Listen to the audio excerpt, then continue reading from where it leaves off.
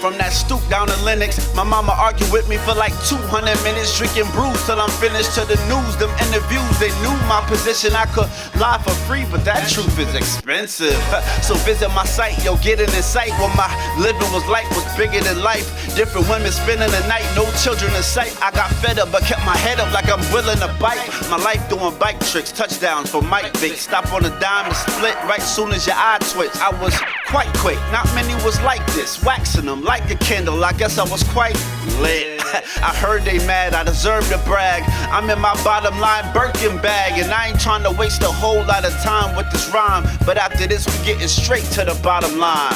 Hey, welcome. I'm so honored, and I have the privilege of having not only a good friend of mine, but somebody who yesterday had the distinguished privilege of having his jersey raised to the Raptors at Boston College. He was the all-time leading scorer in Boston College history. But not only that, you know, he's a father, soon-to-be husband, and you know, we're gonna talk over the next 20 minutes just talking about basketball, life, and sports. And I thank him from the bottom of my heart, as well as you as the viewers, because you guys are witnessing a dream come true. And my name is gonna be Bottom Line Burke. I hope we get acquainted, and we're just gonna talk a lot about sports, life, but without further ado, I definitely wanted to introduce my guest, somebody who was first round draft pick in NBA draft, 10 plus years overseas, and somebody who loves to laugh like me. But without further ado, Troy Bell, hey, welcome, man. Thank you, man. Yeah, man. So want to definitely dig a little deeper into your history, your journey into the basketball world, but just real quickly, you know, what was your thoughts about when you heard about Kobe? I think this was a tragedy that shook the world. I feel like, I mean, everybody felt it. He impacted so many people. He was such an intelligent individual. You know, spoke several languages. Did like international camps, all kind of tours. You know, he's just an icon. You know, and he kind of surpassed basketball with being an icon with getting that Emmy. I think it was so. Oscar, my bad. So he just has so much potential. Like even though obviously he did amazing things, he had so much more potential. You know what I mean? I think that's what makes it the tragedy, because although he's 41, he maximized every minute of his day. He had every minute accounted for, and a lot of big things he had planned too. Yeah, man. So yeah, he'll be missed. But wanted to talk a little bit about your journey. You know, you're from Minneapolis, Minnesota. Can you talk about how basketball entered into your life and when it became important to you? Yeah, well, I started playing, we call it traveling basketball, I think in the 5th grade. On my first team, we were very good, but I was playing up, so I was on the bench the whole time, right? We went like 64-1. Oh, you remember? Oh, yeah. And I probably played like 4 minutes a game, though. You know what I'm saying? Like, no minutes a game. Right. And they were so good that I just sat back like, man, these dudes are good. But then the next year I played my age group, and I got a lot of playing time, and I kind of fell in love with it. And I remember I told my dad, I said, Dad, I want to get really good at basketball, because I was really good at football, but I wanted to be really good at basketball for whatever reason. You know what I mean? I mean, outside of just playing with my friends. And so my dad just said, all right, went to the Y, got a membership, and then we got in there, got to getting busy, doing our thing, arguing, you know what I'm saying, making up. But that was just kind of our way, but we put the work in though, you know what I mean? And even though I can't say he was a basketball guru, he was there rebounding and helping and just trying to help figure things out, and he was just a huge part of not only my life, but the basketball part of it. Right. You know what I'm saying? I really can't speak about any basketball success without mentioning Pops, you know what I'm saying? So I started playing traveling. I got real serious about it. Started playing AAU. Then I get to high school, and I'm going to end up starting varsity. I figured it out in the 8th grade or whatever. So that was kind of a good opportunity, especially back then. Not a lot of freshmen started varsity. Yeah, but you did it in the 8th grade. No. I knew in the 8th grade that I was gonna go to that school and start varsity. So we kind of had like a little arrangement. You know what I mean? And so from there, everything just kind of blew up, man. Averaged like 17 as a freshman, but I was only like 5'7", like 125. You know what I mean? And then next year, I think it was 22, then 27.9, and then 36, whatever. Yeah, you throwing out these numbers like it's normal, man. But this is a elite company. Where did you get your work ethic? What is it? What inspired you to be, only wanting to be great? It sounds like from the very beginning, once you got serious about something, your goal was always to be number one amongst the best. Where did that come from? You know what, man? I honestly think it might have started in gymnastics. But the reason I say that, bro, is because in gymnastics you're by yourself. Right. You know what I'm saying? So when you go out there and stink it up, who you blaming? Ain't even a ref. Right. You feel me? You can't even blame it on the refs. Hey, bad calls. You know what I mean? Right. Wasn't no offense, wasn't no defense. It was, did you do your job or did you not? And if you didn't, your scores reflected. And it was just like one of the most honest sports possible. Yeah. I'm not saying you can't get, messed around in any sport, because you can. Yeah. You can get, you can not get the score you deserved, or the boxing judges cheat sometimes. You know how it goes. Absolutely. But what I'm saying is like, it's honest. Like, it's only you. And so that was kind of what I also appreciated about boxing. But anyways, going back to the gymnastics. So when I got into team sports, I just wanted to be accountable for whatever I could handle and control. Okay. And so that was kind of my mindset as far as like, I'm not going to be the weak link. Right. You know what I mean? And then I just so happen to have some good players around me, and it's like sink or swim. You know what I mean? And then it's like, okay, I can play with y'all. I think I need to be better than y'all. Okay. You know what I'm saying? Now, you talked a lot about playing on the travel team. Yeah. Okay. I know from experience from going to nationals on a high school circuit as well. Was there a player or a group of players when you went to nationals in the AU circuit that you said, hey, you know what? I'm good, but I want my jumper like that. I want my handles like this. I need to get my, you know what I mean? I need to get my hops. Different aspects of games that you've seen that you say, hey, listen, I ain't working hard enough. I'm going to tell you when I knew I wasn't working hard enough, when I got a job at Foot Locker. Okay, bro, okay, how that worked out? Bro, I got a job at Foot Locker. Not saying it was awful, right? Yeah. But climbing up and down that ladder and having people ask me all these weird questions about Tommy's feet. Right. He wears a 5E. I don't even know what that is, first of all. I wear a regular 12. Right. You know what I'm saying? Like asking me stuff that only like a podiatrist would know about a foot. And I didn't even know people actually went to school for feet until, I was older. Right. So now thinking back as like a 15-year-old, you're asking me all these bones and I don't know nothing about this, man. So I remember just climbing the ladder thinking to myself, you know what? I'm in the gym, but I'm not really in the gym enough. Right. Like, and that's why I really started getting in the gym way more because of that Foot Locker job, straight up. So my manager was like 42, like 40, 45. I'm like, oh, no. You was like, this is not going to be my trajectory in life, right? No. I got to do something different. Yeah, I can't be managing a Foot Locker in my 40s. You know what I'm saying? So what was kind of like your day like prior to that epiphany, and then what was the adjustment that you made? Right. You know what, man? You know what I did? We stopped going to.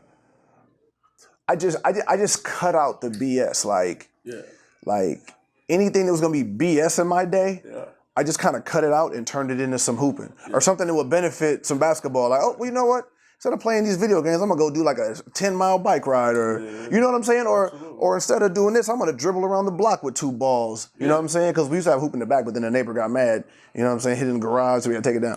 So now we're doing different stuff. But and also too, let me say this: my dad used to lock me in the basement and dribble in the dark when I was like, playing.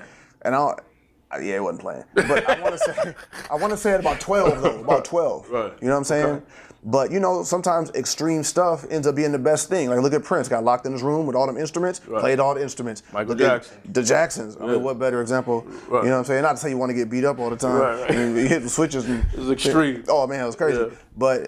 But sometimes some extreme things where you can really just focus. Because really, if you're in the basement in the dark with 2 balls, even if you're scared, it don't matter. Might as well dribble. You know what I'm saying? Like you're down here. Right. You know what I mean? How do you get your jumper though? Because your jump is one of the greatest I've ever seen. I was fortunate. I played five-star basketball camp, Corey McGetty. Yeah. You know what I mean? Also, but I seen when you and I play one-on-one, I knew that in order for me to contest your shot, I had to be ready and jump my highest Right. to even have a shot. How did you get the quick release? Well, see, here's what's so crazy, bro. When you look at like Steph Curry, the reason his shot is so fast is because he doesn't jump. You know what I'm saying? Okay, explain that. He don't jump. Or you know what he does? When he jumps, it's all in one motion. Okay. Like remember how like you jump high, I jump high. So if we shoot, we're jump high and then release at the top. Yep. But he's just like shot up. You know what I'm saying? As soon as he's getting to his toes, it's already gone. Okay. You know what I mean? Yeah. So it's like. But is that something you learned from the beginning, or that's something that was taught? That's why. See, I learned to shoot like Curry when I stopped being athletic. Okay. You feel me? Sure. When I didn't have a 40-inch vertical no more, now I got no bounce. Right. You know what I'm saying? So now it's like getting off quick and just getting it off right. So it's the same form, but just a different approach. Okay. Instead of hitting you, stepping back, jumping all high and athletic, looking all pretty, it's just shake you up, step back, boom shot. Right. You know what I'm saying? Which is actually going to be less on your knees and ankles. You know what I mean? But I didn't get that super quick shot until I lost my athleticism. But see, these young dudes, they're doing a lot more moves than we were doing too.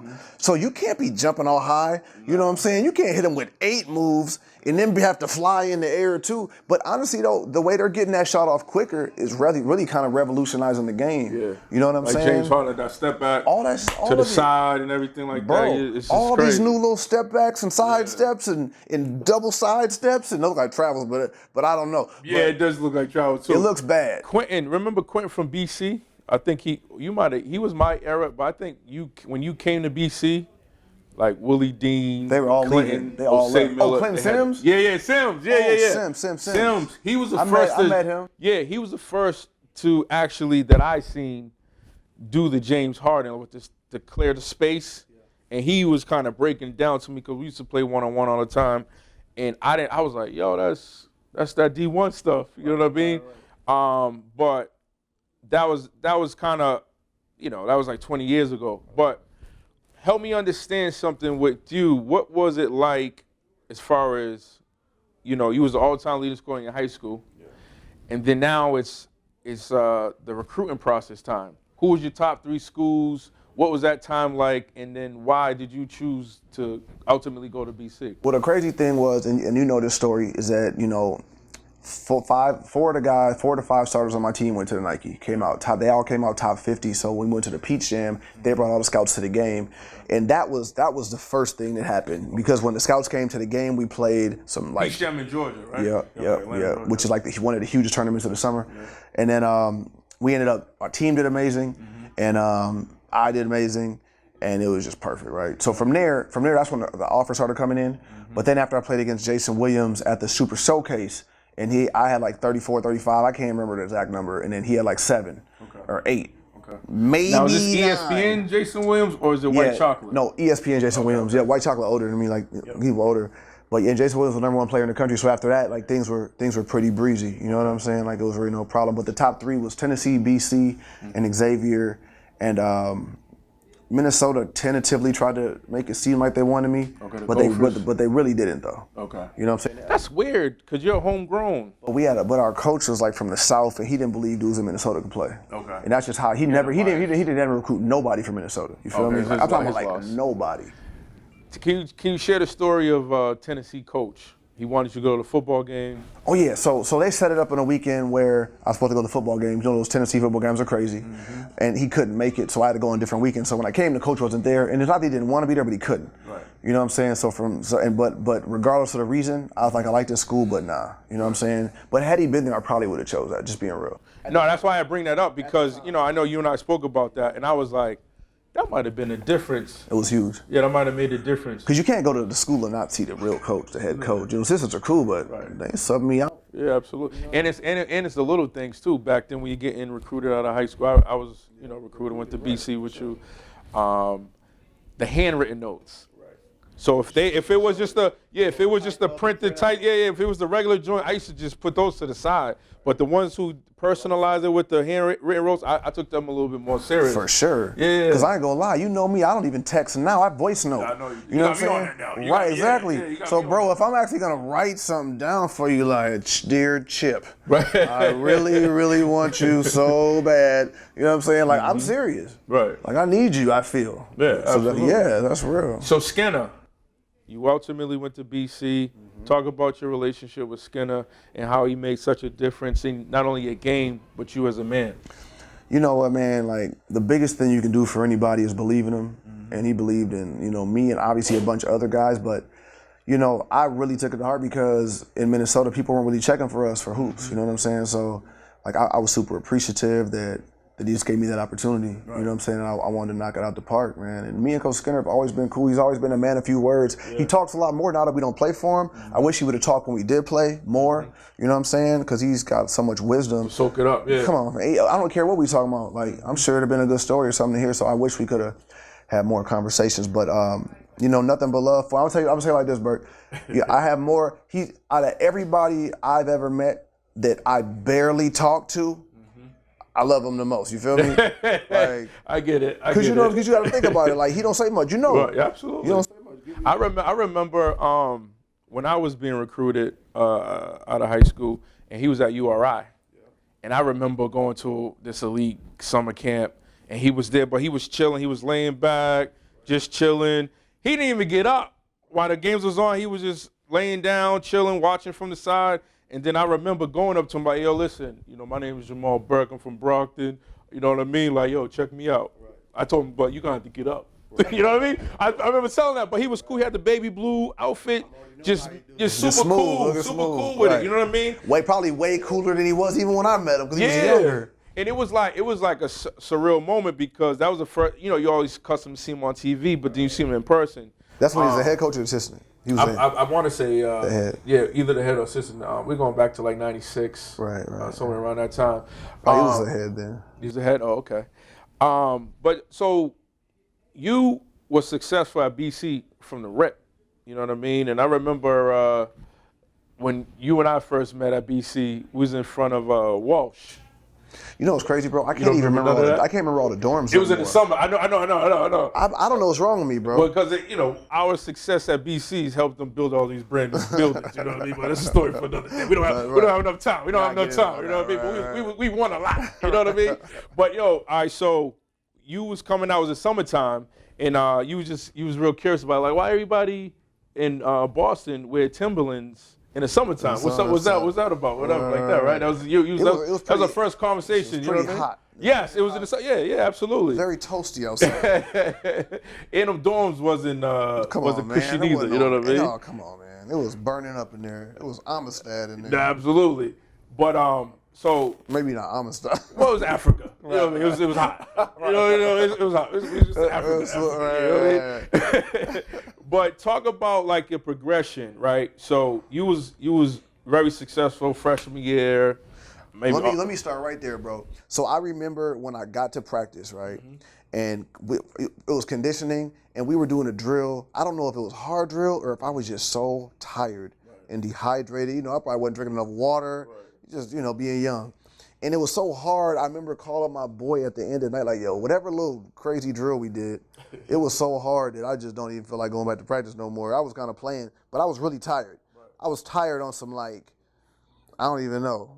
You never worked that hard before. I just never been that damn tired. Okay. It wasn't like it was that hard. But if you just do something, and y'all just keep doing it, you know what it was? It was a drill where we just kept tipping the ball off the backboard. You're following some people. But it wasn't that many people. So you had to run your ass off. You gotta be, it's cardio. It's basically cardio. Bro, but see, I've done cardio, but it's usually like some quick stuff, not just something that was just all endurance for that long. Because really in basketball, people are getting fouled, shooting free throws, doing all this stuff. Bro, it seemed like it was going on for 9 years. You know what I'm saying? I'm like, yo, when is it going to be over? Like, is there a number we're going to? What is happening? And there wasn't, I don't even know if there was a number. You didn't have the expectation. They didn't really explain. They didn't explain it. Yeah, I need to know how many. If we're doing a 17, we're doing a 17. If we're doing a killer, we're doing a killer. Right. I'm like what you do. Because mentally when you could just, you could just relax. You know how long you go. Right. You feel me? In a game, you got the clock. Right.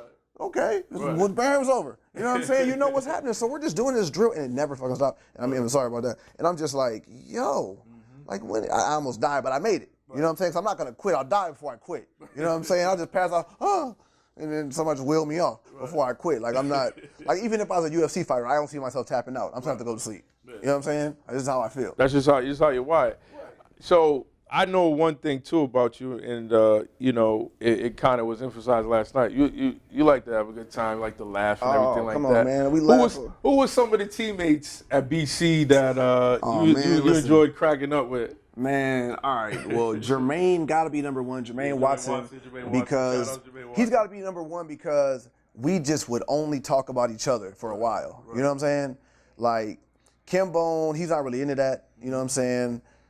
And me and Andrew Brown used to do a little bit, but we were still more cool. But it was more playful. Me and Jermaine used to actually go at each other. You know what I'm saying? No boundaries. Oh no, zero, zero boundaries, man. But now it'll be tough for him because, you know, he's losing his hair. You know what I'm saying? His head's crazy big. You know what I'm saying? He's gonna watch this. For sure. That's my guy. He know what we do. You know what I'm saying? Absolutely. So the hair loss is the entry point. It's setting him back a little bit. You want to kind of provide a little discomfort. But you know what though? But they got the microblading now and he got the complexion where you can just go boom. Because I feel like you gotta be a certain color. Like DJ Envy, you know, like DJ Envy. Exactly. Like not too many white guys could get the microblading and it would line up and look halfway decent. You'd be like, yo, this guy looks crazy. You feel me? But with what's his name, skin color Jermaine, he could look cool, like a little Dominican. You feel me? Until it all goes. But while a little bit's going, it's gonna look crispy. You feel me? So Jermaine, AB. I mean, then we used to just talk a lot of stuff other than that, you know what I'm saying? But Jermaine was like my nemesis on the bus. Like one time we walked into Miami, and he looked at that big bird on the wall, and he's talking about my nose. He's like, yo, T-Bell, I know you have a little picture up there or something. Everybody just fell out laughing. But at first when he said it, I'm like, what are you talking about? And he's like, about my nose. I'm like, oh. Yeah, you got me. You got me. We was laughing. All right, so. And Dorner Camp's funny, too. Absolutely, I found that out last night. Yeah, Dorner Camp's super funny. I found out Nate funny. Yeah, he's super funny. And he's always been funny. He's on the low. He's sneaky with it. Yeah. And then he's consistent. Oh man. Like wherever level he's at of funny, he's gonna sustain it for the rest of the night. Yeah. I was happily surprised, man. Man, it got some good laughs. We had a great night. Right. Oh, we was laughing. Come on, man. For us not to be like young, hanging with some girls or something, we're old and you know whatever. It was like grown folk fun. It was grown folk fun. That's exactly it's kind of sad that we're that grown though. Yeah. Coming where we came from, and they don't know this, but Burke had one of the top 3 bodies on campus. Y'all don't know this. Yeah, you said when he was playing football, no, he did. He had the top 3 bodies. Number 1 was Will Green, who went to the NFL. Absolutely. Who was built like a Greek god. Yeah. You know what I'm saying? And then Cross Thompson, who I gave all my creatine to. And he used all of it. And he used all my creatine, which you're supposed to. But he's dumb big. You know what I'm saying? For a little with a little tiny waist, but just looking like, you know what I mean? Yeah, I remember. And he was in the fashion show. Than me. All right, well, thank you. But Will and Cross did drugs, and you didn't. See, you were natural, like Roy, or HGH, or however they got there. Right. But you were natural, and I don't know if y'all did. I'm just playing. But I know you didn't. Nah. So you know what I'm saying? You were the best natural. I appreciate that. It's my first time hearing that. I know you said that last night. But you saw when I said it, people was like, yeah, you was chopped. Yeah, that's true too. You know what I'm saying? Yeah, one night they was like, nah, fam, he was cooked. they was like, yeah. Nah, it's funny. We're gonna be talking to Ryan Sidney too, your counterpart in the backcourt. And I haven't seen Ryan in about a million years. That's why it's gonna be so special, man. I'm excited about that. You guys easily were one of the best dynamic duos in the Big East, particularly at that time. Talk a little bit about that connection while your time at BC. Well, first of all, me and Ryan, we didn't hang out a lot off the court, but I just had a lot of respect for his skill set. Yeah. You know what I'm saying? Like not too often do you get a teammate that just compliments you so well. I mean, let's talk of it in terms of just a relationship. You know what I'm saying? If you're in a relationship with a good person, y'all got same values, same hobbies, you're living your best life. Absolutely. Now, if you get in a relationship and you're a clean person, but this person's drinking and smoking and don't clean up the house and you're, you know what I'm saying? Everything's off. Ain't gonna work. Ain't nothing gonna work. Ain't gonna work. You know what I mean? Even if you love them to death. Right. You know what I mean? You're like, man, it's just not gonna work. It's gonna be draining. Bro, you know how it goes. I love the fact that, like with you, you know you're gonna get your buckets. You're gonna handle that rock. Ryan Sidney gonna come, play good defense, big dudes, little dudes, gonna talk junk, gonna sell some jokes, grab them boards. Yeah. So I do understand the compliment style-wise. Ain't gonna pass. He got that, good court vision. For sure. what was some of the conversations that you kind of had? I'm gonna tell you what's crazy, bro. We didn't have none. I swear to God, bro. Okay. We barely had any conversations. So you're on the court, y'all just had that look. Bro, we were Is this a look y'all had? we were just both going really hard, Right. and we both had a different focus. Mm-hmm. You know what I'm saying? So it's like, you know, like if you like you set the table, I'm cooking the food. You know what I'm Okay. saying? Like we're just Y'all apples just- and oranges, yeah, peas and yeah. carrots. You know what I'm Okay, I saying? got you. Like he just, like you said, he's rebounding. I mean, Yeah. I rebound too, but he was a rebounding machine. He got them big old hands. You know what I'm saying? He was real strong. Like, I mean, he's just a great physical specimen for basketball. You know what I'm saying? Like he could do a little bit of everything. You feel me? I got a couple questions I want to ask you specifically. And he was hella competitive too. Of course, Super both of y'all were. competitive. Both Yeah, of y'all, yeah. y'all were definitely the exception. Y'all was uber competitive, Yeah. like just not, you know, in sports, but just also as well. It was funny because we be both going hard. It's just, but he's all flashy, and I'm just not saying nothing. You know what I'm saying? He's doing everything, and I'm just like, Yo, talk about. I remember this was like after we left. You was playing overseas at the time, but Corey Maggette, right? I always called it the Corey Maggette thing because he only played like 7 minutes, 8 minutes a game or something like that. Average only probably like 9-10 points, but then he left Duke early and then played in the league. I always said if he just stayed another year, I think it would have been. you know, it would have been better long term for him because he would have been able to have an opportunity to see what it feels like to handle the pressure as the man.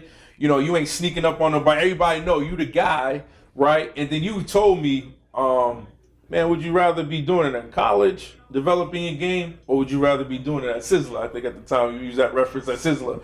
But talk about kind of like the decision making of some of the top tier athletes that's in college that has the ability to go pro, that the decision of when to stay versus when to go, in your opinion. You know what, bro? It ultimately depends on a lot of things. It depends on your. Well, first of all, for me, like my relationship with Coach Skinner made me kind of reluctant to go, to be honest.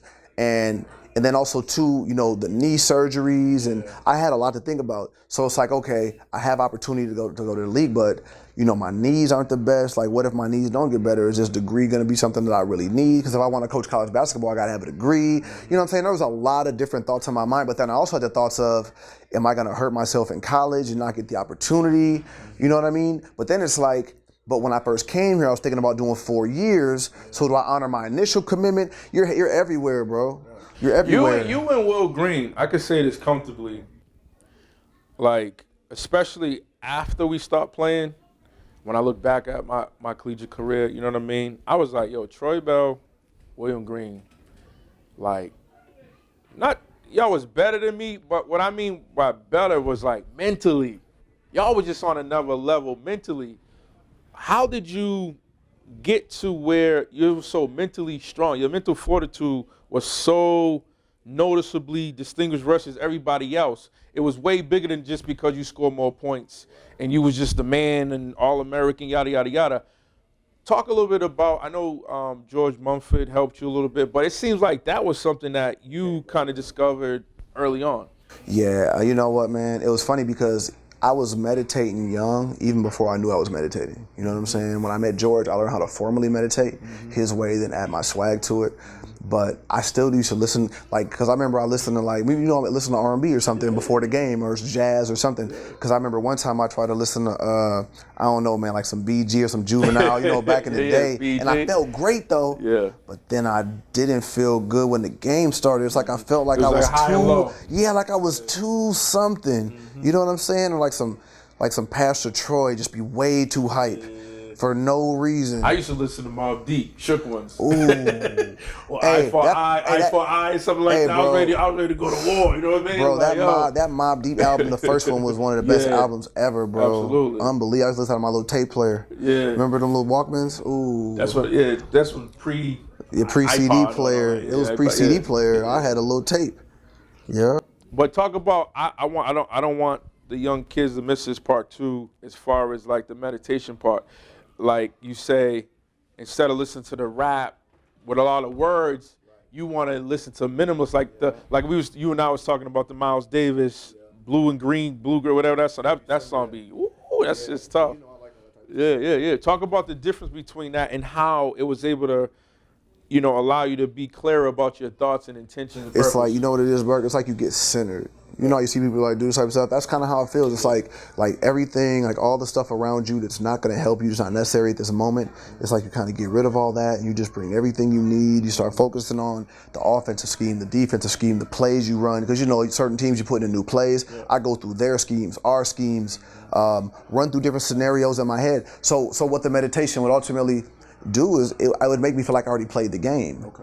And then sometimes if I meditate after practice, I forgot to tell you this that one time, sometimes if I meditate after practice on what we did at practice, it feels like you get a workout and a half. I know it sounds weird. No, don't. But mental reps. Mental reps, yeah, bro. Mental That's reps. all it is, bro. So I feel like there's so many different things you can do to improve yourself if you believe in it. Because when George came the first time, some guys didn't believe in it. Some guys were laughing. Some guys were yawning. And talk about George. George worked for the Lakers. He worked for Chicago Bulls with the Kobe's and the Michael Jordans and all kind of stuff, the best man. of the best, yeah. So George is he's a meditation coach, and he calls it mindfulness. Correct. Mindfulness. Pick up his book too. Got a great book. Yeah, we got a great book. I read it too. It was great. Yeah, it was great. Yeah.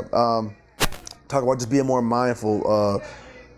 Just being focused and ready and driven and understanding what your task is. Like it just all comes into that, but not just in sports, in life. You know what I mean? Use it for everything. I got introduced to George my senior year at BC. I only seen him. He was there way before that. I know, but I didn't know who he was. You didn't know who he was. You saw a little black guy walking around. Well, he was introduced to me because I ended up yelling at one of my coaches one time. I heard about that. A little roughly. I heard about that. You know what I mean? And they was recommending, I think you need to speak to George. I'm like, who's George? And that's kind of how we parlayed into the Well, how did it go with you and George? It was awesome. I didn't understand what he was talking about at the moment. At the time. Because my mind was too busy, if you would. Too busy, yeah. It was too busy, yeah. That's exactly the word. And but later on in life, that's why when I went to therapy and things like that, I started to appreciate some of the tools he was talking about and stuff like that. Bro, and that's why yesterday when I did that little thing, when I was speaking at the little BC thing, I was like getting the right advice at the right time and being able to apply it. Because anybody can give you advice after you messed up. Oh man, I got on the ladder, I fell down, and I broke my wrist. Right. Why'd you get on the ladder? The wind was blowing. It's like, oh yeah, now you're telling me where was you at when I say, hey buddy, don't get on the ladder. Right. You know what I'm saying? Right. And that's usually how it goes. So with George, like I already felt like I was focused. I felt like things were going well, but he just kind of gave me an extra tool to be able to lock in and even feel more confident. You know what I mean? Like it was really confidence crazy. Is everything. And I remember yesterday, you and I talking about this a little bit too. Your confidence skyrocketed exponentially when you went to the USA basketball camp. Talk about the camp, because that was like, when you told me you was going, I was even like, yeah, that's what's up. That's huge. You know what I mean? Talk about that experience. Where did you guys go? Who was on the team? Yep, so it was me, Jameer Nelson, Dante Jones, Mike Sweetney, Karan Butler, Carlos Boozer, Marcus Taylor, Brian Cook, Jason Capono, Reggie Evans. You really know these names. Yeah, bro. I'm trying my best, bro, to try to get them all for you. I might be missing somebody, but I think Dante Jones. I think I said that. Yeah, I think I got everybody, but on that team, Chris Duhon. Yep. On that team, yeah, he was nice with Duke. Yeah, he was. Yeah, the little. Yeah. Yeah, we won the gold medal, started every game, practicing with them dudes, imagine that was good. It was just play for Boeheim and a couple other guys. The coach for St. Joe's, he was there. Was there any notable things like Coach Boeheim, he's a coach in love, coach for Syracuse for decades and decades and decades. That he told us? Something that was a takeaway that you always kept in your back pocket? Not one thing, bro. Don't get me wrong, Boeheim was cool. Like, I mess with him. Good dude. Kind of a hardcore dude. You know what I'm saying? I like it. You just love ball. Yeah, I like it. You know what I'm saying? You see the kind of guys he recruits. You know what I'm saying? We ain't got to get into it. You know what I'm saying? But you see what I'm saying? That's how he is. Like, I want some dudes that are ready to do something. Yeah. You're going to play hard? Just add you water. ready? Just add water. Right, exactly. Yeah, no development. It's like in the music industry, ain't no artist development. Right. You come ready. Right. You know what I mean? Just like that. So I can always deal with a strong man. There's never been a coach that was like a legit strong man that I had an issue with. You know what I'm saying? I always had a problem with like weak men, insecure men, Napoleon complex men. You know what I'm saying? Like that the type of men I've always struggled with my life, and not just in ball, but just in life. So it's like those type of people don't like me. Just is what it is. And so no, Boeheim was good with me. He didn't say much, didn't say much at all. But then again, look at our team. You know what I mean? Yeah, what you gonna say? What we gonna talk about? All we need to do is know the plays. What are the plays again? Okay, we figured it out. We won every game. We won the whole summer, every game, like we were supposed to do. You know what I'm saying? That's what we did. So, I mean, I already know this too, but kind of talk about how'd you go from basically at the zenith of life, you know, USA basketball, your confidence is through the roof. Now you coming back, you ready to do work. Because they only respect the work anyway. That's it. But you come back, and unfortunately, you suffer a knee injury. Can you talk about how you handle that emotionally? Bro, I'm gonna tell you what's crazy. So I felt better than I ever felt in my life. I knew that was gonna be the biggest year of my life. You know what I'm saying? From a hoop standpoint, I could not wait. And you know me, I'm a cool dude. I don't even be tripping like that. I'll wait for whatever. But I could not wait to start giving people problems. Like I was on some humble stuff, just on some cool stuff. Like, ooh, they in trouble when this happens. You know what I mean? I ain't trying to fast forward, but I'm like, yo, I'm ready. I never felt that ready. But then 2 weeks before, I hurt my knee. I tear my meniscus again. I already tore it on my left, so now I tear it on my right. And here's what's crazy. I didn't even do nothing. All I did was go up for like a one-legged shot. No one was guarding me. I came down, boom. I knew I tore it. I said, man, I'm about to be back in surgery. Got the surgery done as quick as I could because I wanted to come back as quick as I could. You know, back then we played through pain, played through injuries. Like if you ain't dead, you know what I mean? If you're like a real part of the team, if you ain't dead, get out there. You know what I'm saying? So ended up, you know, having a good year for the most part. But my knees weren't there. My 3-point percentage was down, so I couldn't jump the way I'm used to. Still led the Big East in scoring. Still was all team first, whatever. You know what I mean? And honestly, only a few wins away from being in the conversation for Player of the Year to keep it of the league. To keep it real, because our record wasn't that bad. If we should have beat UConn at UConn, there was a couple games we should have won that we just kind of blew. But if you get them extra 4 wins, we're at the top. No, that's you true. Feel me? You know, I was fortunate to play professionally, play for the Falcons, and I remember every day was like Christmas. You know what I'm saying? I was at Michael Vick, I was at Payless Price, T.J. Duckett, all of them, right? And all cool dudes, though. Yeah. Well, Payless Price, he kind of was like that stereotypical movie when they talk about the receiver and how selfish he was and arrogant. Yeah, he was like that. Yeah. Nah, he was he was real specific about his tape. You know, you get pre-tape practices and all that. He wanted black tape, red tape only. He didn't want to do no white. Yeah, he was one of those. But he was cool other than that. But the thing that I realized was, my dream came true, playing professionally and everything like that. But I remember my stress level increasing because now every time somebody calls for money or they need something for you, they want something for you, kind of talk about how it, can you really articulate your experience as far as like, boom, you're a first round trade. Yeah, but check, I gotta say it like this though. You first round draft pick, 16th overall pick, right? Yo, that's like 0.0000000. You know what I mean? 1%. Talk about that, you being able to accomplish that, and then the reality of, okay, I'm here, situation, how you figure things out, and right. like that. Yeah. I mean, so first off, it was an amazing day to get drafted. I put in so much work that summer with the workouts, the pre-draft, like I did all I could. That's like the most you could leave something on the floor. Yeah. So I was proud of that. Was getting a little tired, you know what I'm saying, just because it was such a stressful summer. I feel like I handle stress pretty well, though, just because I'm a cool dude. No, you do. You know what I mean? That's one of the things I admire and respect about you. It's like, because me, I'm loud. Back then, too, in my 20s, I already know, like, super loud. Ready to go, you know what I mean? But, like, what I'm learning as I'm maturing and evolving as a man is, like, don't really put energy into things that don't warrant it. Right. And it saves you a lot of stress. A lot of everything. And so that's something I remind about you. And Will Green was, like, a master at that. You know what I mean? That's why. But he also had a really tough life. You know what I'm saying? So I honestly, like, it's hard for me to speak on him because he had some circumstances, as you know, that he has one of the greatest stories I ever heard. I love the fact that he's talking now, And because every time I went, I seen him speak 4 times, and every time I hear him speak, I learned something different about him. I'm like, damn, you was holding that? Wait, you was holding that? You was holding that? You know what I mean? And so my respect for him just kind of just kept growing and growing and growing. And so just briefly talk about your experience in the NBA versus. I'm gonna tell you one funny conversation I remember with my family though. Since you're talking about like people calling you, I remember. It was my junior year. After my junior year, and 2 family members of mine were arguing about who loved me more. Wow. Like I love him more. Yeah. No, you don't. Yeah. First of all, how are we gonna gauge this? Who got the love meter? Yep. You know what I'm saying? But number one, like you know me, like. I may not be hella mean when I say it, but I'm gonna tell you how I really feel. Yeah. You know what I mean? I just told them both straight up, like, listen, man, if I do get to the money, neither one of y'all are getting anything. Let's just go ahead and put that on the table right here. Put a little stopper on that. Yep. Because neither one of y'all did nothing for me in my life ever. Never, ever. Like, what did you guys do for me to where anything should be coming your way? And they just kind of look like, well, who does this guy think he is? You know what I'm saying? Like, I'm the guy about to get the money, just letting you know that we don't need to have this conversation. Because like I had too many of those. Oh, bro, your phone don't stop. Yeah. But again, like, you know, one reason people go broke is because they don't say no. Yeah. See, and you know what I do too, bro?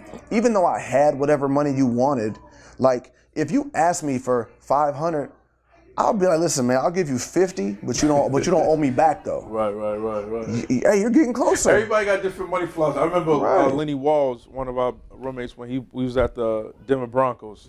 I went down and visited him. We had roughly about 10 to 12 people, and the mail came, then the bill came. You know what I mean? And I'll never forget him saying, "Yo, just pay what you can, and I'll cover the rest." Right, I'll cover the rest.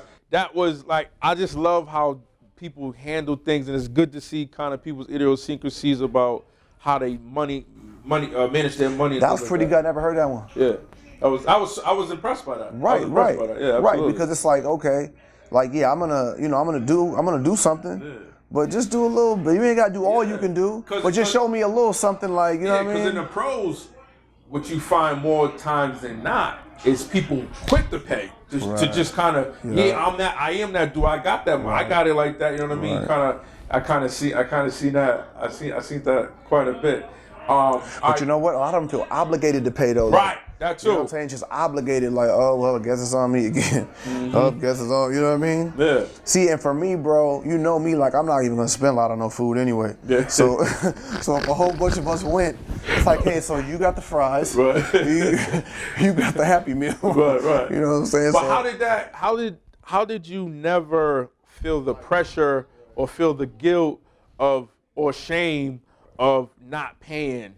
You know what I'm saying? You just always been. Well, here's the thing though, like bro. that. I always paid with my real homies. Yeah. You know what I'm saying? Okay. Like, which is with your real people, it's no big deal. Yeah. One of my sayings is real friends don't keep score. Right. You know what I'm saying? Yeah, like, if you're my real friend, like that. you bought the ice cream this time, Right. I bought the drinks this. You know what I'm saying? Like, we're real friends for real. Like, nothing in between, genuine love, no issue. You feel me?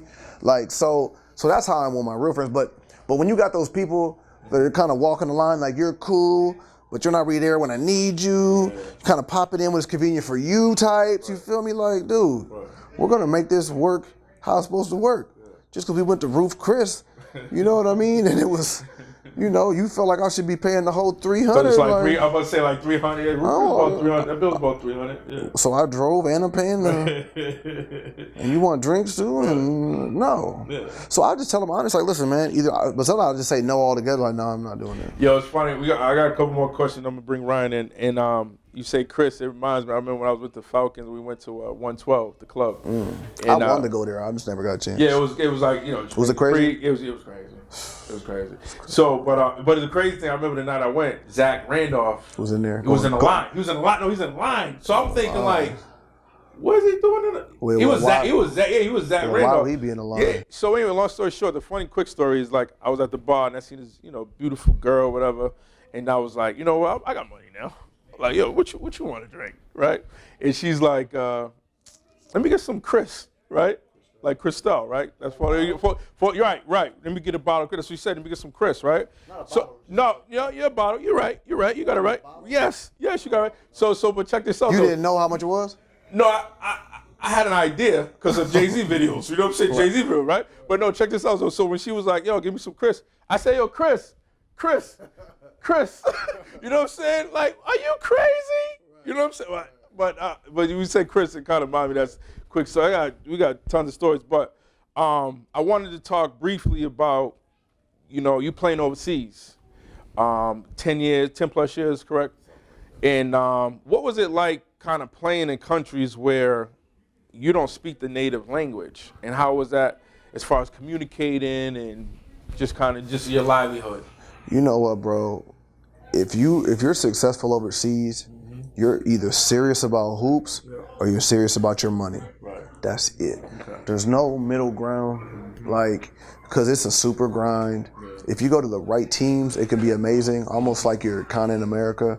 But if you go to the wrong team, you know what I'm saying, it can be tough, like late money, slow money, no money. Can you talk about that? Because you told me a couple stories about that. Can you just kind of explain to the viewers that's not really accustomed to what? So I'm gonna be honest, man. Like, for me, I'm gonna say 80% of my career, my check was at least 1 month late.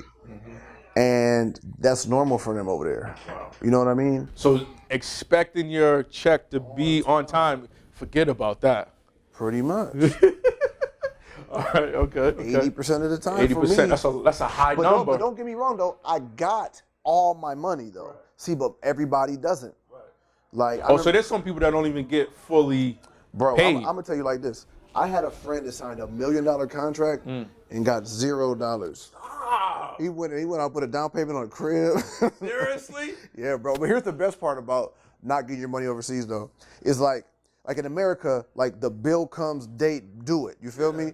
But like over there, it's just funny because like when they're not paying you, it's like they just have no consideration that you have a whole nother life going on over here. Like in your mind, you're like, does this person realize that I got a whole nother life? The fee family. You know what I'm saying? Like before I even got here, I had a whole life. Right. You know, I've been here 3-4 months. You're treating me like you've been knowing my whole life. You own me. Right. You know what I'm saying?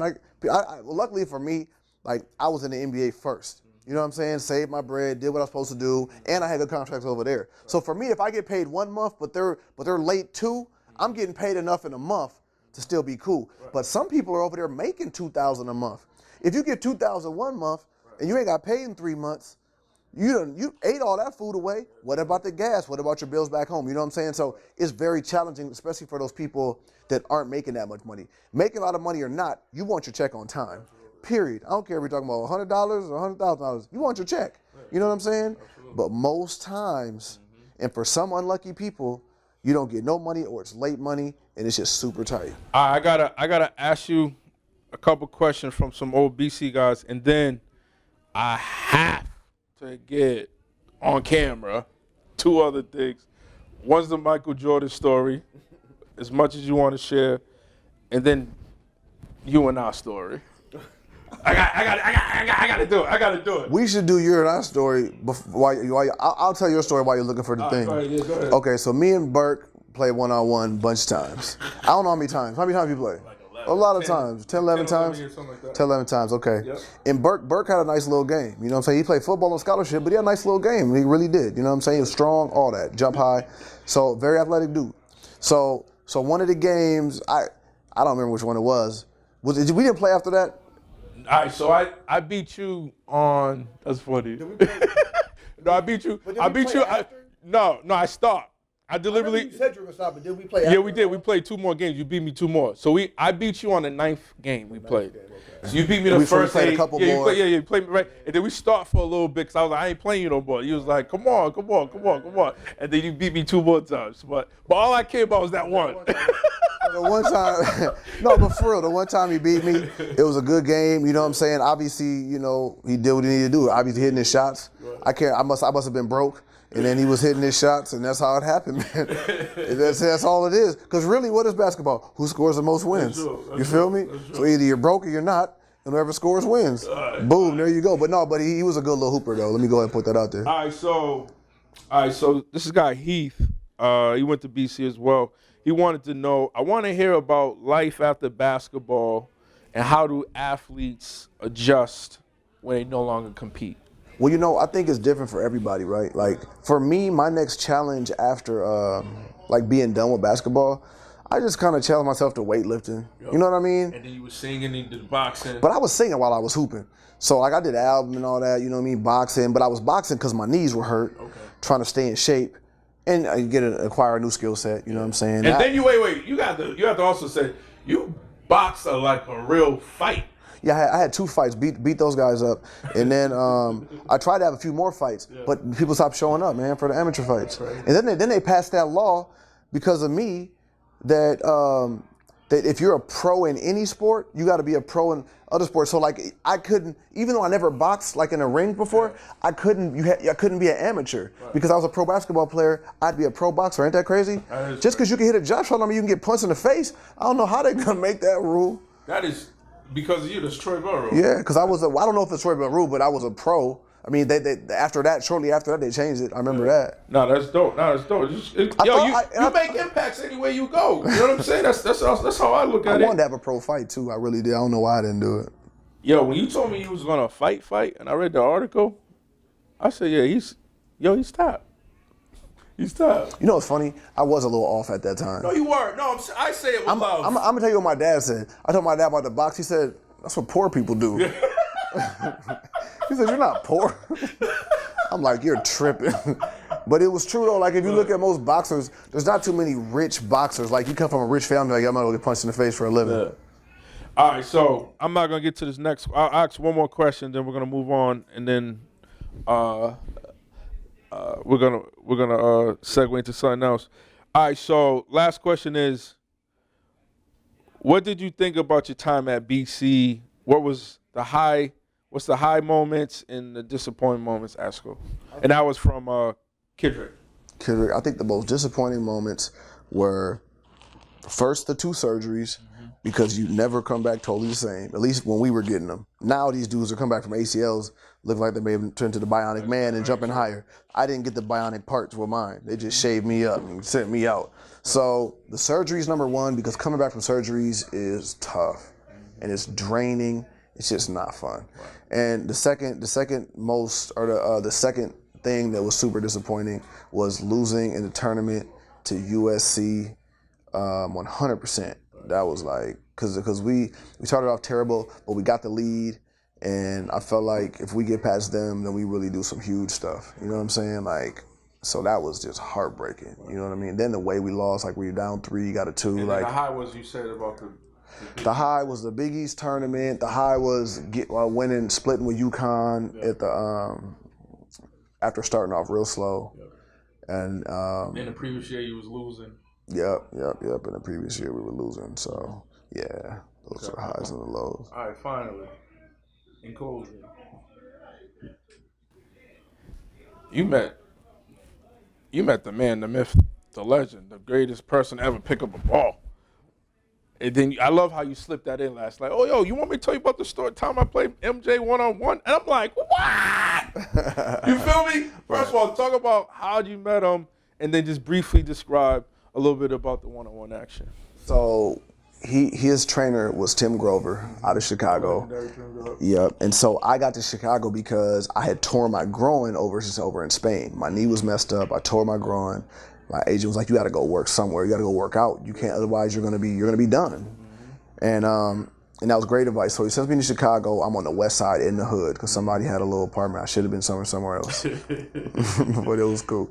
And it was just funny because I was like in the hood of Chicago. You know what I'm saying? Like I'm from the hood, but like not Chicago. You know what I'm saying? I remember when I was in B-More, like right next to Real CB, Chris Barnes, I was scared. Because they had a lot of alleys and stuff like that. And I've been to every hood around America, but Baltimore was the one I was scared. I was scared. You know what I mean? At night. It's different, man. Yeah. Especially, the hood is cool if you know people. Correct. If you don't know anyone, every hood is bad. Yeah, I know I keep derailing a little bit, but I remember I lived in Newark when I was interning at Fat Farm. And the first night when I pull up, the police had barracks at the street, right? They have a street party, music blaring, everything like that. Hundreds of people on the street, you know what I mean? Just having a good time, gyrating. And I'm like, yo, the police was like, you can't go down the street. I said, yo, I live on this block. And then, he opened the barrack and it was like, good luck, right? So I park and then go to the corner store and come back. On the way back, a basketball rolled towards me. And like you were saying, you don't know these people. I didn't know if I was being set up. I didn't know if I was supposed to pick up the ball. So I didn't know. I was like, damn, if I pick up the ball, they might say something. If I don't pick up the ball, I remember being super confused about that. So I was like, damn, I might have to fight. Just pick up the ball. So I picked up the ball, kind of just like threw it and kind of stopped to keep distance and kind of see what the reaction was. But then I went inside. I was like, I ain't going out that night no more. Right. You know what I mean? I ain't going back out that night no more. But it's a good decision because if you don't know nobody, they don't worry about you. Absolutely. You know what I mean? So, I mean, I appreciate this doing a solid, you know what I mean, getting it done, but it was just kind of a weird situation. So I go into the gym the first time, and Mike's sitting there working out. I didn't say nothing to him because it's Mike, but it's the first time in my life that I ever was like starstruck. You know what I'm saying? Was he doing dumbbells or? I can't remember the first time, man. He was doing something, man, I don't know. Listening to Lionel Richie. Listening to Lionel Richie. No, he wasn't even pumping it up. Okay. It was like, it's low. What's that one sad joint? Hello? Yeah. Is it me? Yeah, that joint. Who wants to loop curls to hello? You know what I'm saying? I'm so sorry, MJ. Sorry, MJ. Yeah, it was. He's an OG though. Yeah, absolutely. So then one day I come in there and he's like, "Yo, what's up, TB?" And then I told you I'm looking around. I'm like, I guess I'm the only guy in here with those initials, and I think I might be the only guy in here. Period. Right. So I was like, "What's up, Mike?" And then it was just crazy, bro. It was just crazy. And then like slowly but surely we started talking and stuff. Mm-hmm. And then so one day he challenged me to a 2-on-2 game for $10,000, but he wanted to give me the bum though. And everyone knows Mike, like knows he's a gambler. He gambles like for real on anything. Like I've seen some stuff. You're just like, no way. I've seen the dude like play card games with broke dudes for like $1 or $2 a hand. Win the hand and be like, give me my money. Well, a couple dollars. Like, bro, it's $1.50. Like, but I guess that's why he was who he was. Right. You know what I'm saying? That was wild to see. Yeah. You know what I mean? But so he wants to give me the bum for $10,000, and I'm like, yo, Mike, man, I can't take that bet. I said, but I will play you one-on-one for $10,000. Yeah. And then I think Malcolm stopped the music. Like, what you say, young fella? Like a commercial, bro, straight up. Yeah. And I was like, I'll play him one-on-one for $10,000. And then Mike was doing that. That's what Mike was doing, the little behind-the-head pull-downs. He was like, it's not like when you were young fella. You can't turn the station on this ass whooping. And then everybody just started laughing, like, and I was like, excuse my French, I was like, I'm gonna say a PG. Basically, I was like, man, you can't guard me. Right. You know what I'm saying, with your old ass or something.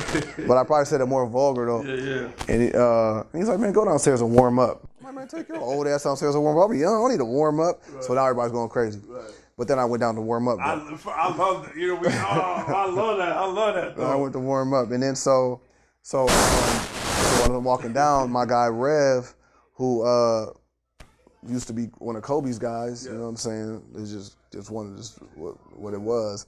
And he was like, yeah, you about to whoop the sleeves off Mike. And that's how he used to talk. It was funny. And so we started playing, man, and simple strategy. I just assumed that Mike couldn't slide no more like that. So all I really did was rock the crossover, wait to see which foot came up, attack that foot, or shoot the jumper. Smoke Mike. Like 11-5. Wait, say that again. Smoked Mike. You know what I'm saying? Like 11-5 though. Yeah. Like 11-5. And so that's 10,000 me. Yeah. So he says double or nothing. I'm like, all right, well shit, because I can't lose it. You know what I mean? Can't lose. Yeah. So I do it. And it's MJ. And it was so fast. Right. I'm like, I'm not even tired. I was like 8-7 minutes, maybe. So we run it back. I'm up again. Right. Like 10-4, 10-5. And then Mike started cheating. Mike would back me down. I said, hey, that's what happened. Mike backed me down to them little sweet spots where he do the little shimmies, and then he would turn around and shoot a fadeaway. And if he missed, he would call a foul, and until he won. And I was going crazy, screaming at Grove, you ain't gonna say nothing, and he never said nothing because Mike's his man. But then after that, you know, Mike was cool, invited me to his house, played some pickup games, you know, did a workout or two for me. None of it was worth the $20,000 he should have paid me, but you know, it was cool to, you know, be able to do all those things. Yeah, no, that was dope, man. Well, we're out of time, man. I appreciate it. I had fun, man. And thank you for, you know what I mean, being a part of my first episode, being a part of this dream, man. And you're somebody I always love and respect. And being able to spend time with you yesterday at your ceremony, man, I was happy to see you happy. And you got a beautiful family. It's and crazy, number bro, of because respect. it's crazy because that was one of the few times that I could remember where like I felt really just like happy. You know what I'm saying? Nah, you Yeah, was like bubbling. I It was felt palpable. You was like, what? You was walking. You know like, what bro, I mean? like see all them people that I haven't seen and like and really just sharing, and then even that coming back here and just chilling for all those hours, bro. Like all that's catching up on people's lives and just vibing. Like it felt like we was at school, only no homework. Right. You know what I'm saying? Like we're at school, no responsibilities, so everybody could just like, you know, let their hair down. You know what I'm saying? So it's just like before we do go, I got just real quickly. Say what you said to Coach Mike Cotton. Well, he was a teammate at the time. Remember that thing? He was like, "What you got to do is give me the ball." Remember you saying that yesterday? You know what though? But that's Mike's story. So I guess. Right, but I could. Yeah, have Mike say that, bro. You gotta interview Mike, man, because Mike, he'll be able to really give it to you. Because honestly, like you know, people tell you stuff, but you forgot. Like I remember the moment, but I didn't remember that. It wasn't in my mind. You know what I'm saying? But it stuck with him. All right. Well, welcome back. I have the privilege of having Troy Bell's mother, and I wanted just to ask her because I know a lot of us fellow athletes are so proud of Troy and just admire his work ethic, his discipline, and also just how humble he is. And so I wanted to go directly to the source, and what better way than to ask his mother. So welcome, and can you state your name and tell everybody hello? Hi, my name is Maggie Bell. I'm Troy Bell's mother. All right. So the question I wanted to ask, and I know a lot of viewers are interested as well, what was your vision as a mother when you initially gave birth to Troy when he's a little boy? Did you have any dreams for him as far as like his life, or what was just kind of your thoughts at the time? Well, when you have a child, you do the best you can by them and making sure you put them in the right school systems. Yep. You want them to be successful, and that's about it. So you're like my mother. I love that. I remember when one of the reasons Troy kept being flagged about not leaving school early when he could and going to the NBA and things like that. And I remember one of the things that he shared with me in the cafeteria was like how special and how proud you would be, as well as your husband Fred, when he graduates. Like graduating from college, that was something that he felt not necessarily obligation, but he knew that was something you guys wanted him to do, and that was something also really driving him to stay. Can you talk a little bit about the importance of education, and did you have any routine like that you kind of instilled with Troy to keep his work ethic? Because he has such a strong work ethic, and he works so hard. He has, it's like supreme mental fortitude. I always tell him about that because he's always a step sharper than a lot of his peers. What was kind of the foundations that yourself as well as your husband set for him? Well, it was important for him to graduate from college because to me and my husband, we always thought that's something that no one could ever take from him regardless. Amen. And sports work sometimes, and sometimes sports don't work for kids. Correct. And you have to have something to fall back on in your personal life. Okay. Because you're not going to be young where you can play sports your whole life. Correct. Injuries change the game for everybody. So the education part was something that he could always use after, we're gone. He always had that. Now, can you talk a little bit about the background, just like as far as what you did as far as occupation and your husband? My husband was a MTC driver. Okay.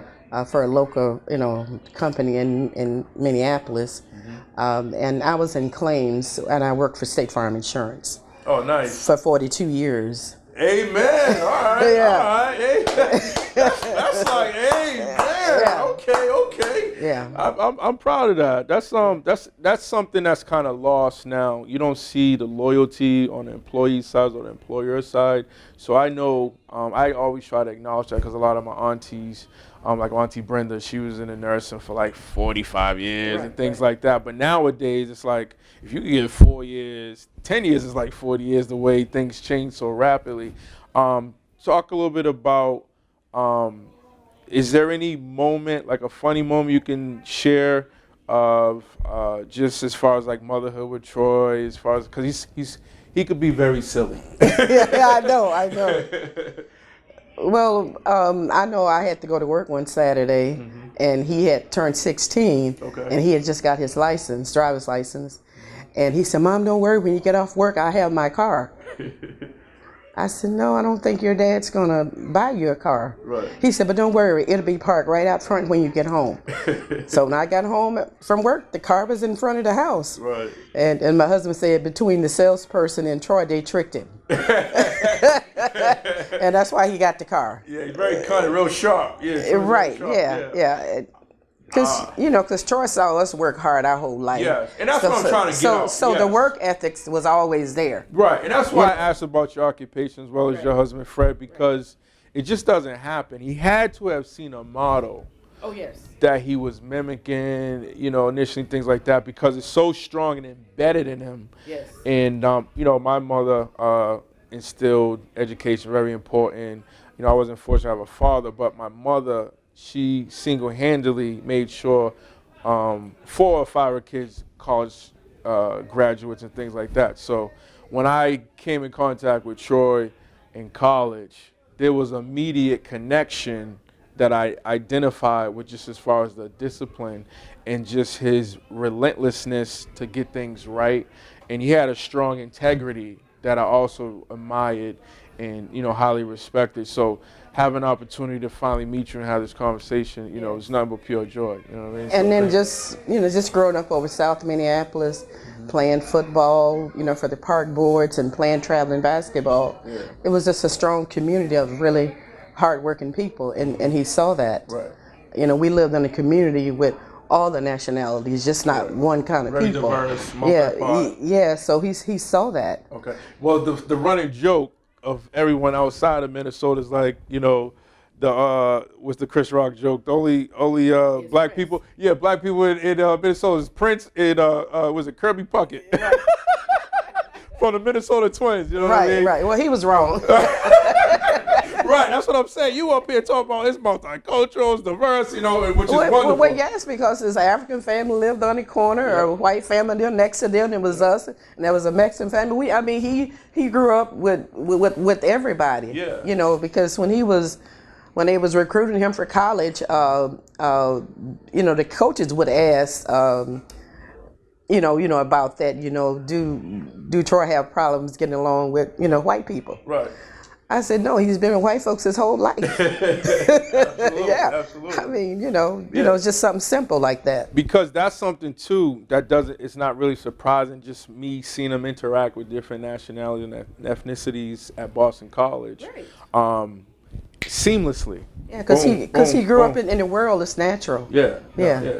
Well, no, I want to say thank you. I thank you for taking the time. It's just a pleasure to meet you. And I see where he gets his smile and his sense of humor. You guys are sense of humor too, but I love the fact that, your husband and yourself, instilled the right things in Troy and look at him now just flying high. So thank you so much. Well, thank you. It was a pleasure. Thank you so much. I got one of the best dynamic duels in Big East history. Troy Bell, Ryan Sidney. They was terrorizing the courts in late 90s, early 2000s. Yeah. 2000s, yeah. 2000s. Yeah. My guy, he's a year older than me, but he was out there torching. Yeah.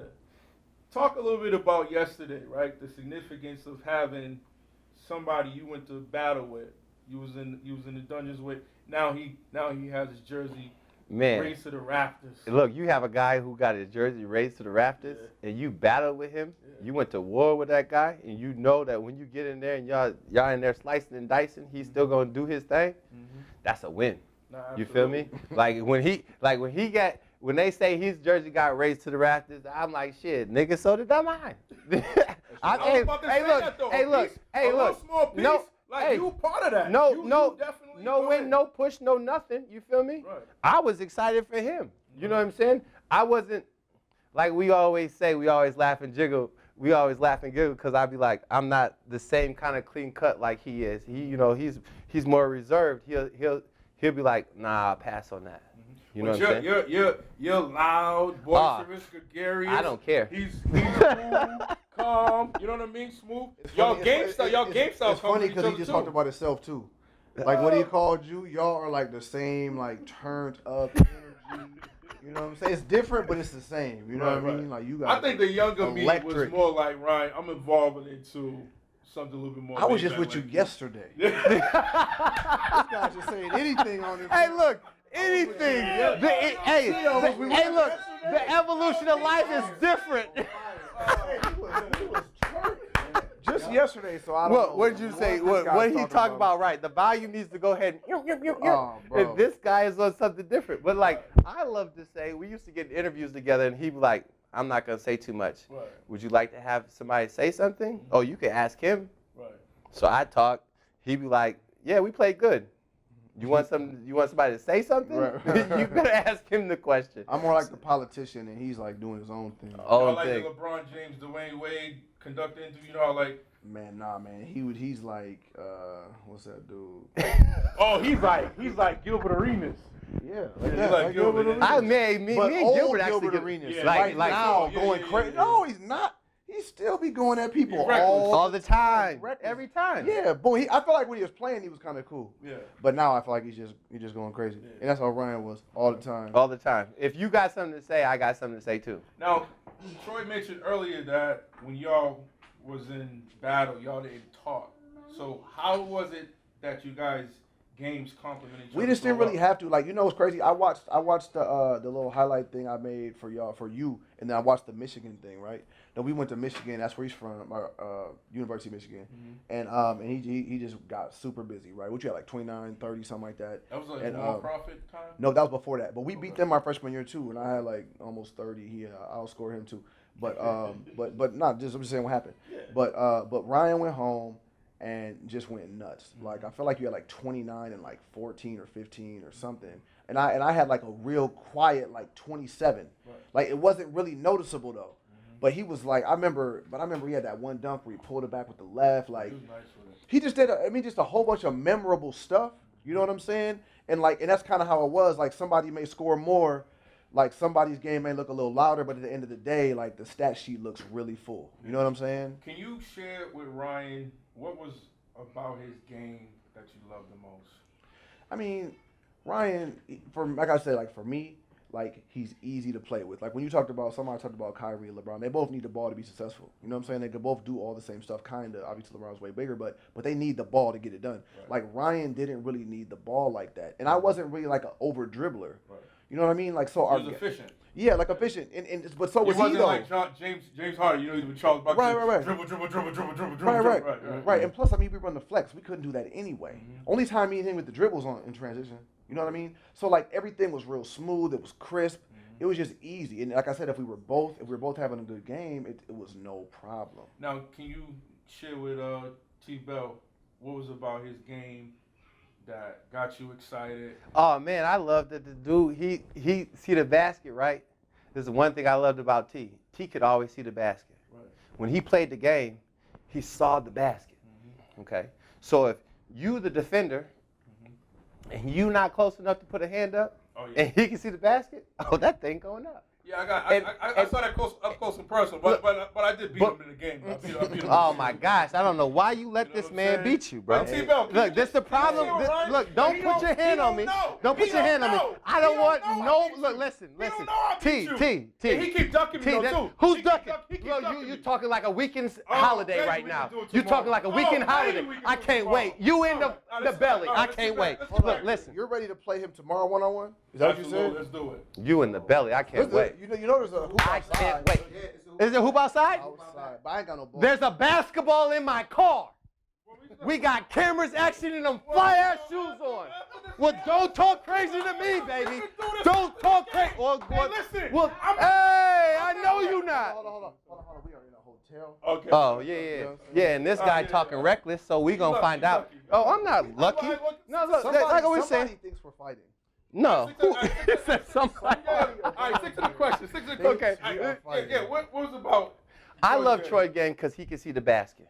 Win, lose, or draw, he could always see the basket. Right. We ran flex, like he said. So to run flex and see the basket, if a guy can come off of screens and knock down shots like he could, whether he's making them or not, in the position that I'm in, I'm going to the basket in some form or fashion. If you not rotating and y'all want to play this old zone or whatever you plan on doing, can't none of y'all box out.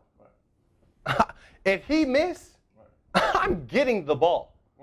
100%. So whatever else happens outside of that, you can pretty much figure it out however you want to figure it out. I know both of you guys shared with me on 2 different occasions y'all love and appreciation for Coach Skinner. Can you guys share at least 1 or 2 moments, a memorable moment, or take away something he said that you still apply to your life today? One thing I really liked about him is that when he spoke, you listened, because he wasn't like, you know how you just have like those guys that are like, see Ryan, he's funny, so it's cool. But when you get like a rah-rah guy that's not funny, that you don't really like, it's tough to deal with a guy like that. You're thinking to yourself, man, bro, just please be quiet. You know what I'm saying? Like Coach Skinner, I mean, honestly, I wish he would have communicated more with us, just because I felt like he had a lot of wisdom. But at the same time, he treated you like a man.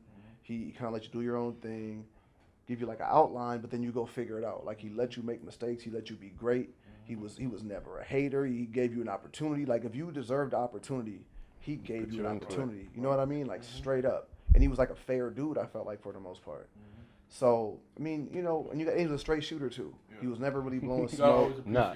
You know what I mean? Especially like cards on the table, baby. Yeah. You know, and for someone like him who's gonna come in and do the work, someone like me that felt the same way, that's the kind of like, I don't want to say boss, because he wasn't our boss, but you know what I'm saying? That's the kind of guy you want to work for, play for. It's easy. You know what I mean? Like there's just no games. What about you? Man, I love Coach because Coach was always 1,000 with you.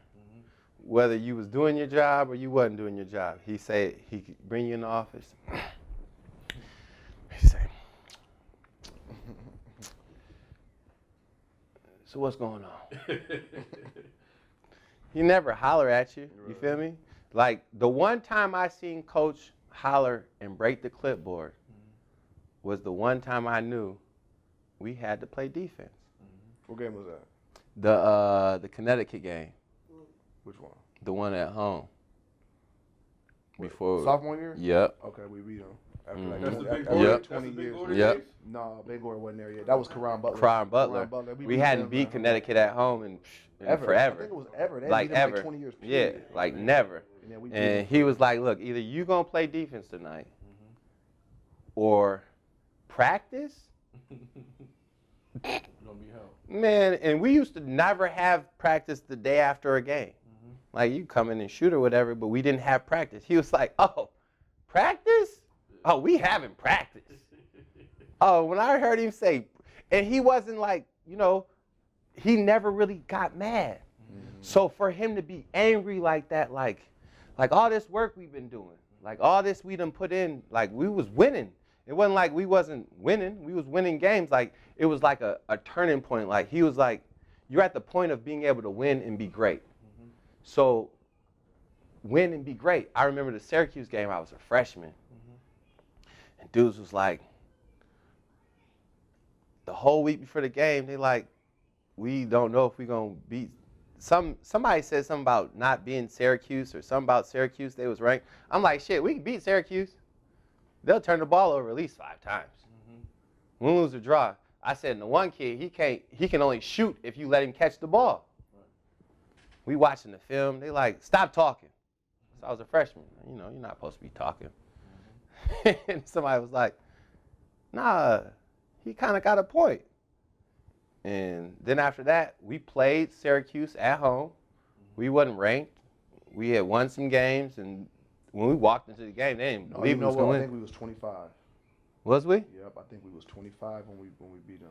You was ranked 25 in the country? Yeah, Maybe, because they was in the top 10. I remember that game. The only reason I remember that game. We weren't ranked when we played St. John's, but our record was super good. Mm-hmm. I feel like we at St. John's though. Okay. Is there a professional basketball player that you kind of modeled your game after? Anybody kind of inspired you to? Yeah. Because you know. Rodman and Oscar Robinson. Yeah, that's a good fit. Hey, look, Rodman and Oscar Robinson. Hey, look, I want to get the ball, lead the break, and I want to make my man feel uncomfortable at all points in time. I don't care. I don't care if I score 100 points. I know you ain't gonna score 100 points. You ain't gonna score 0. I'm gonna score. You might score 0 points. I'm not scoring on 0. You can't hold me for 0. Oh my God, Jack. So what about you? Forgot the question. So as an NBA player, NBA player. Anybody, you know what, bro? The model inspired you. You know what, bro? I just liked a bunch of people, man. Pause. You know what I mean? Oh, you on that New York stuff? Not really. It just sounded Pause, Dame Dash. Pause, Dame Dash. It just sounded weird for a second. When you said, I just like Pause. Where's the mute button at for shit like that? Right. I didn't like how it came off. You know what I mean? But yeah, bro, that was it. Like a lot of people, I try to watch. MJ is my favorite player, but I liked a lot of people, especially back like in the early '90s, like Hardaway. I liked him a lot. I really thought a crossover was important. I tried to use it. Wait, Penny Hardaway or Tim Hardaway? Tim Hardaway. I mean Penny too. I mean for sure Penny, but Tim in that crossover, that was just mean. Yeah, that was just a mean joint. And I never even really implemented his crossover, but just like the crossover. You know what I'm saying? Because your game, I don't remember it being. Man, that was a 1-2 pull-up. Pull-ups. You stood on the pull-ups. If your man didn't have his hand down, look, if the guy went from this to this, that ball going in the air, B. Don't do that. People used to I'd be like, look, we playing opposites in practice. He ain't going to be the nigga to beat me today. Now, I'm not about to be running because this dude going, not today, Jack. If we on the same team, you can best believe I'm setting all the screens. Let him shoot because my guy ain't going to keep guarding me. But. Well, finally, listen, this has been a pleasure. I was like, we got to do this more often. Hey, look, whatever you want to do, where we going to go? Yeah, especially when you slim down, it's going to definitely be a treat. Somebody going to like it. It's going to like it, Jack. You hear me, B? You hear me? Ryan, so I will give him some credit. He inspired me to kind of get back in shape. What you mean kind of inspired you? Because you wasn't working out before. You wasn't working out before. When I seen you in the city, oh my gosh! But when I saw you with the Master P challenge a long time ago. That was like 2 years ago, right? Was it? No, not that long ago. It had to be 2 years ago. I just started working out. So, but anyway, check this out. We gotta check the Instagram. Yeah, probably last year, 2 years ago. Check the Instagram hits. So I don't be on Instagram. I ain't got none of that. I went to was it last year or the year before? Yeah, whatever, right? 2 years ago. When you went to the actual, he decided he was doing broadcasting, so he was going to an event. It was great. I was like, "What you gonna wear?" Yeah. So time out. What'd you wear? Time out. 2 years ago to Miami, and I took my shirt off and I took a picture. Hold on, Bert. Before you do that though, I'm trying to figure out like what happened in y'all's early dealings to where he feels like he has to ask you what you're wearing as a grown man. This is the first time he said that he know he ain't. He's doing this because we on camera. No. Where were you at? Right? What's up? When you called me, we were talking on the phone, and I was like, "How much fun are you having?" Oh yeah. That was last year. That was this past summer. Right. Why wasn't he having no fun? Was it his clothes or his belly? You ask him. No, because what is he talking about? I was working. He said he was working. Working out? No, he was working at the National Broadcasting Association thing. They got events from 6 in the morning to 11 at night. You were interviewing like NBA dudes? Yeah, I debated Chris Bouchard and stuff like that. Oh, okay. Yeah, he was working. The funny part was this. So 2 years ago, I went with Trevor and Keith and all, right? So I had my shirt off. We took our pictures or whatever. We all was out of shape, right? So how much you weigh now? What'd you weigh then so I can understand what we're talking about? Oh, hey, look, 270. At least. So what do you He's 240 right now. 243 That's impressive, though. That's impressive. He ain't gonna give it to me. What did I just say? That's impressive. What did I just say? That's impressive. You know, you feel me? That's really loud too. I did. And you see him still hating? That's the shit I be talking about. Hey, I don't Okay, keep going, keep going. Look. All right, so anyway, the funny thing is this. What's the weight we're going to? I'm going to be down to 230 by my birthday. All right, We ain't going to be no belly. Birthday's in April, baby. April 24th. Ain't Hold going on, to be no belly. so you're saying Won't 10 be no pounds belly. takes away your whole belly? 13, he's saying. So if you lose 13 pounds, you ain't got no more belly. No more belly. You don't think you have to lose more weight than that? Oh, I know he has to move more weight than that, but that's mean, what to he's lose a saying. belly, to lose a belly. If I get down to 230, trust and believe, you'll see it. Yeah, for What sure. did you weigh in college? 215. 218? I can't get back to Oh, I you can't can't get get back to to 218. 218, okay. Something bad gonna have to happen to me. You know what I'm saying? I get down there. Oh, baby. Something happened that I did not want to happen. I missed life, B. I missed all of life. But the first part is this. You had a tapeworm or something? Something bad. Some man, hey, look, that stomach was working backwards, Jack. But yo, he said something that was super funny though, T-Bell. He said, he was like, so I showed him the picture. I'm on Facebook stunting a little bit. He's stunned. You know, I'm underneath that post, B. So he goes underneath in the comments. Look at that belly.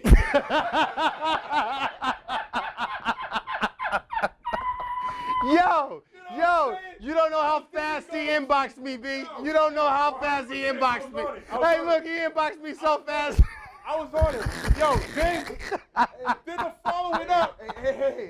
Hey, hold on, man. I gotta get my phone, bro. I gotta get that story on Instagram. It's right there, bro. Yo, Right there, so bro. but then yo, check this out. Hey, Yo, check this out. hey, this guy that told the whole world 38,000 times in 10 hours how much he beat me in one-on-one. I'm Only giving said it 4 times, T-Bell. Only said it 4 times, man. Only said it. No, he didn't. Only said it 4 Hey, times. Keo. Yo. Keo, I told him, I said, ever since you told the world 37,000 times you beat me one-on-one, we're about to get this on live. He said I only said it 4 times. He said it 40 times last night. What? Keo said, Keo. Like 30 times today. Look at 70 times. Keo, Keo like timeout. Keo like timeout. 11 to 10? 11 to 10? Come on, man. Burke, hold on one sec, Burke. Okay, so you was with Miami, you said? Miami, yo. This guy was in Miami.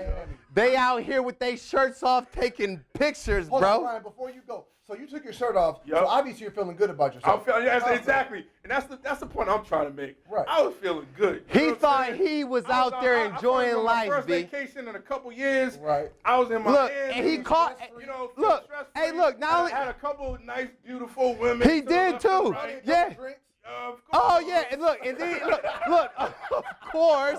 Hey, look, but this the funny. Look, Hold on. So then you post a picture. Yeah, I post a picture on Facebook. You're feeling good about I'm yourself. feeling great. And then this guy here, Ryan, says what? He said, what about the belly? Hey, look, listen. I just want to know what's going on with the belly that's in the middle. yo, In the middle of the completely situation. annihilated my confidence. I just wanted. Hey, I was look. like, let me put my Hold on, shirt back hold on. on. Ain't no more shirtless inbox you hella pictures. fast, Ryan? Oh, Inbox you, Ryan? look, What do you listen. say? What do you say? Look, as soon as the inbox came so fast, like, I was on it. look, really? That's what you're posting? I said, shit, really? Is that what you're posting? Like, God damn it, are you kidding me? But keep it running, cause check this out. Yo, part 2 is. I don't have no more All right, space. last year, right? So I'm like, yo, we're gonna be planning a trip. Yep. We're going on a trip. He said, yo, no matter where we go though, I'm only gonna go if you lose your belly. That was the agreement, right? So he don't lose the belly, so I had to come back to Boston. I was coming to see my son Hold anyway. on. So when you say lose the belly, what exactly do we mean? Like a 6-pack? No, that doesn't mean a 6-pack or 4-pack, right? Okay. You're grown, right? Okay. Sometimes when you get Right, grown, it you fluctuates, can't get it back to the fluctuates. 6 and the 4, right? You can if you diet. You can if you diet. You Yeah, can I'm if you gonna get back to diet, this. It's right? hard to diet sometimes. It's hard to diet, right? We just need people to make improvements.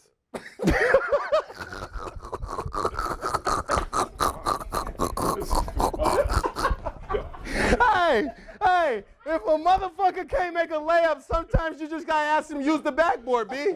Just use the backboard, baby. Tune into next time. Payback. Yes, yes. Yes! Yes, it is! Hey, pull that shit up, B. A year and a half ago.